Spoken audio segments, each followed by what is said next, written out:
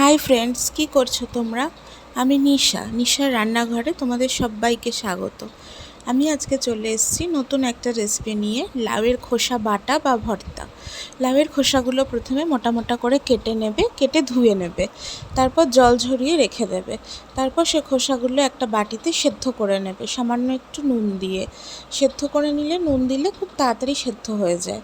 তারপর সেই সেদ্ধ করা খোসাগুলোর সাথে পরিমাণ মতো রসুন, কাঁচা লঙ্কা, কালো জিরে দিয়ে পেস্ট করে নেবে।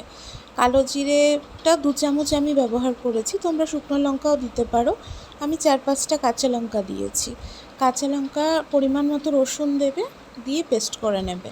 তারপর কড়াইতে তেল গরম করে সেই পেস্টটা ঢেলে দেবে এবং পরিমাণ মতো নুন, হলুদ, মিষ্টি অ্যাড করবে। নাড়তে নাড়তে যখন একদম জল টেনে নেবে, একদম লেগে লেগে যাবে কড়াইতে, তখন বুঝবে সেটা সম্পূর্ণ রেডি পরিবেশন করার জন্য।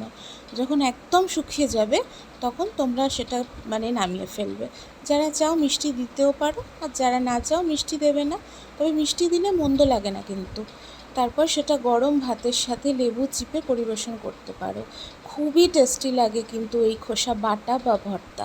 কেমন লাগলো রেসিপিটা জানিও। আর পারলে সাবস্ক্রাইব করে আমার পাশে থেকো, লাইক, কমেন্ট, শেয়ার করো। ভালো থেকো।